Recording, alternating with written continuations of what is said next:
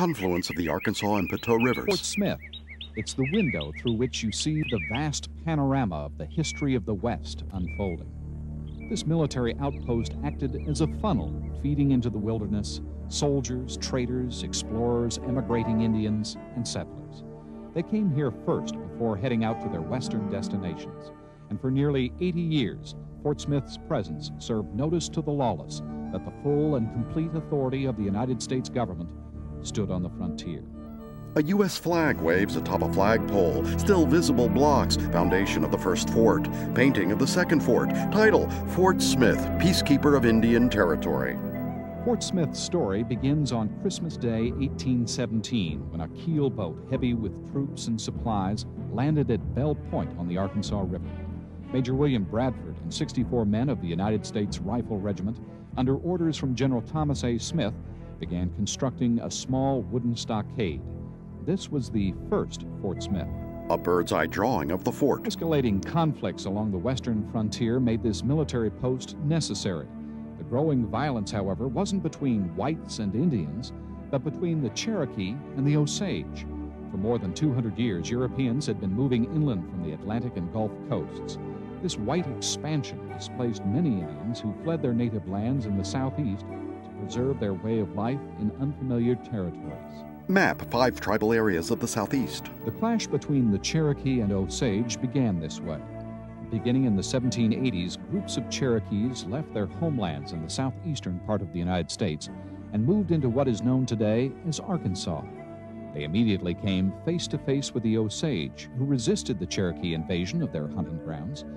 In 1808, the federal government tried to win the peace by negotiating the cession of all Osage lands in Arkansas. This allowed President Thomas Jefferson to encourage more Cherokees to move into the area and settle permanently.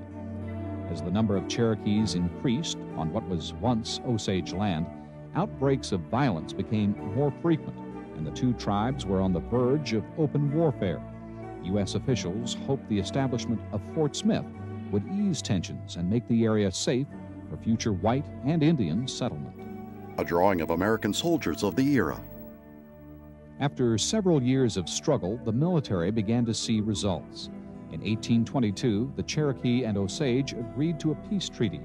Soldiers could then concentrate on building roads, patrolling frontier boundaries, and regulating trade and travel through Indian country.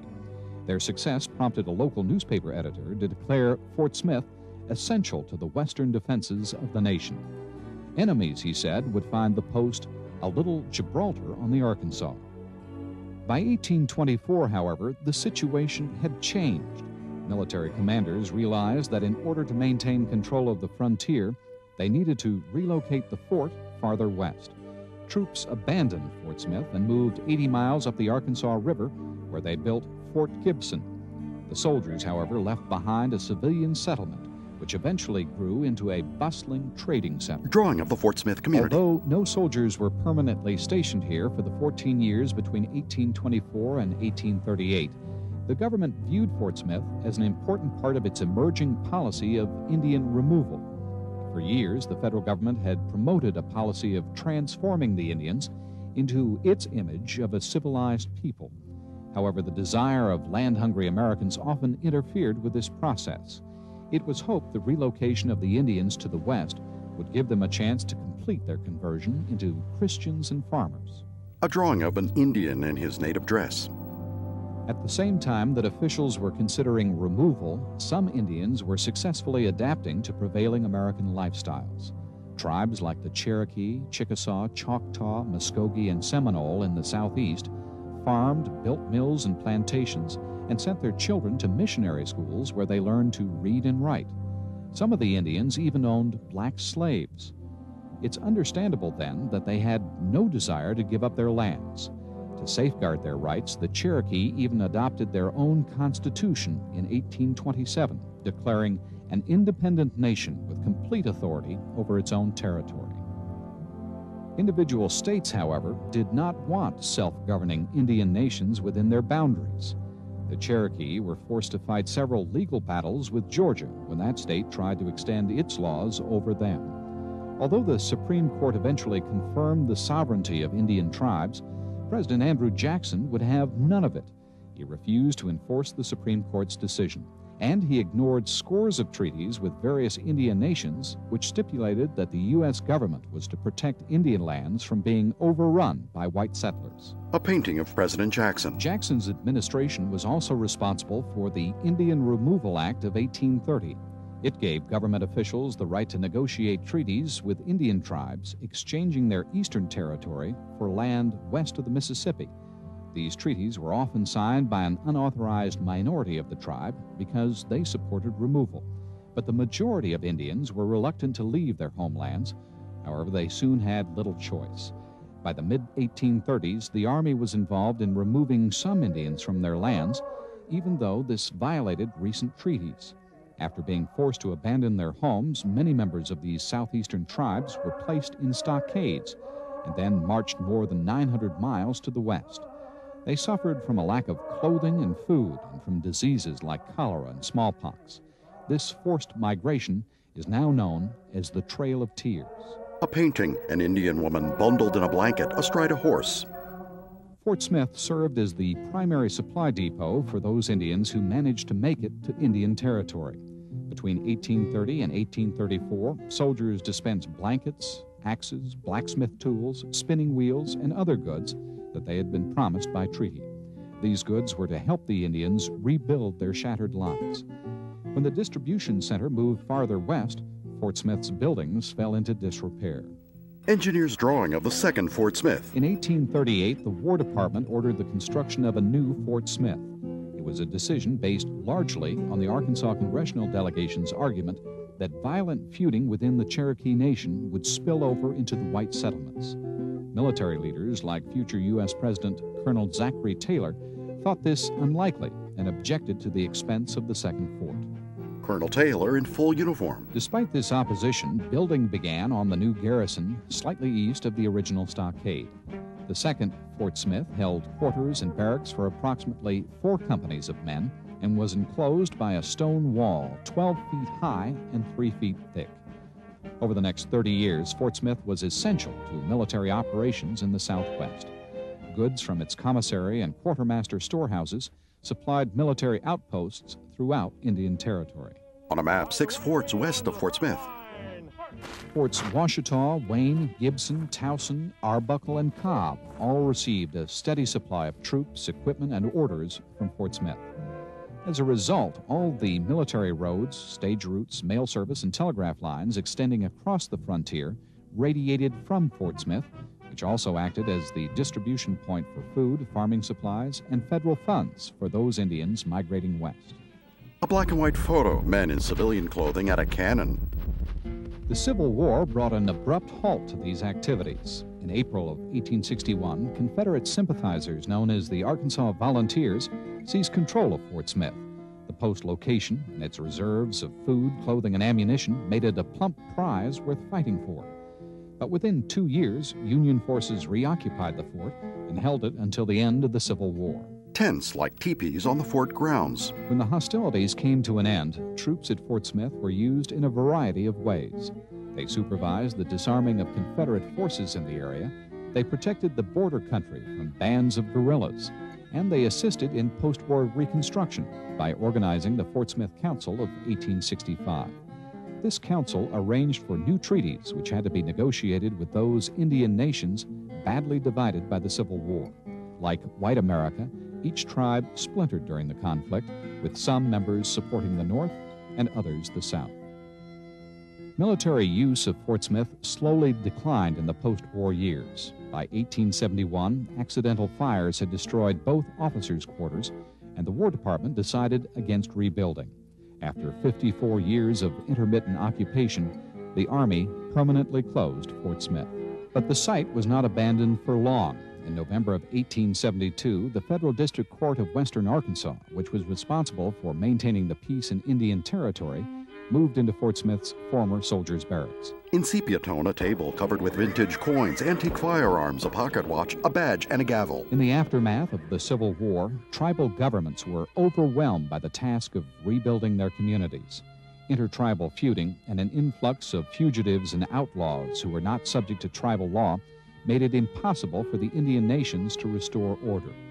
The federal government also seemed powerless to remove these intruders, and soon lawless men and women of every creed and color were moving into the 70,000 square miles of Indian territory, where they roamed free, robbing and killing at will.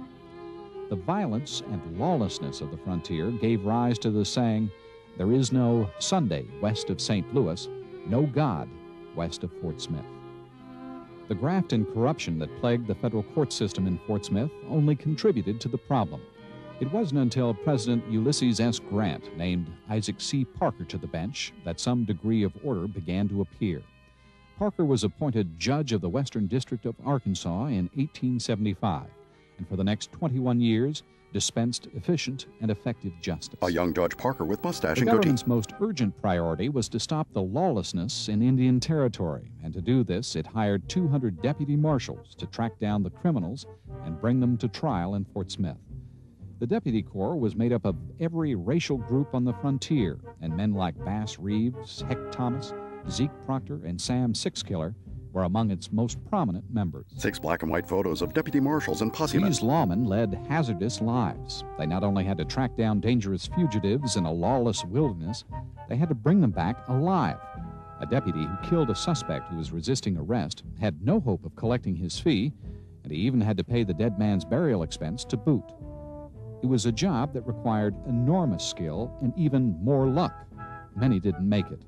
During Parker's tenure on the bench, over 100 deputies lost their lives in the line of duty. But with the help of citizens' posses and Indian Light Horse Police, the deputies began making arrests. Suspects were brought back to Fort Smith to face a court appearance before Judge Parker. A person found guilty of rape or murder faced certain death. That was the law, and Judge Parker sentenced killers like Cherokee Bill and rapists like the Rufus Buck Gang to the gallows. Those who committed lesser offenses, like horse thief Belle Starr, received less severe punishment. Older Judge Parker with a white goatee. Parker never once attended an execution in Fort Smith. In fact, he wrote, "I'm in favor of abolishing the death penalty, provided there is a certainty of punishment, whatever the punishment may be. It's not the severity of the punishment, but the certainty of it that checks crime." The grisly duty of carrying out death sentences was left to professional executioners like George Maladon. Judge Parker earned his reputation on the bench, but his influence extended far beyond the courtroom. He supported education reform and women's suffrage, and he worked to improve the living conditions of prisoners in his jail. Dank, dirty, and reeking with odor, the crowded basement prison was dubbed Hell on the Border by its inmates. Congress finally agreed to spend the funds necessary to build a new jail wing. It was completed in 1888, and a year later, construction of a new courthouse began on 6th Street. Judge Parker's court moved into the new facility in 1890. A photo of dozens of settlers' wagons and horses. Beginning in 1889, the lands of the Indian Territory were gradually open to settlement. By 1896, a growing population of permanent U.S. citizens required Congress to create 3 new federal courts to oversee the region. This significantly reduced the area of jurisdiction of the federal court of the Western District of Arkansas. Judge Isaac Parker died a short time later. His doctor said he worked himself to death. Parker's tombstone, a deputy marshal's badge above signage, Fort Smith National Historic Site. Smith's leading role as the seat of law and order in the Southwest ended with the new courts and the death of Judge Isaac Parker. For 80 years, Fort Smith struggled to bring peace to this region. From the earliest military attempts to end the war between the Cherokee and Osage to Judge Parker's strict enforcement of the law, this post tells the story of the military installations, legal institutions, and specific individuals who truly defined the West. The U.S. flag flies against the blue sky. The arrowhead logo of the National Park Service, a white bison standing against a forest background, tall tree at left, a snow-capped peak in the distance. Credits scroll including special acknowledgement to script and research Juliet Galanska, Oklahoma State University. Narrator Burr Edson. Parker's voice Judge Jim Spears. Additional photography Jeff Peak, Channel 40 KHBS, Fort Smith, Arkansas. Music Wayne Erbson, Bill Rebsman. Artist Emily Lovick. Military advisor Michael Lipsky. Numerous consultants and sources for music, illustrations, and photographs. Stegman Productions Incorporated, Tulsa, Oklahoma.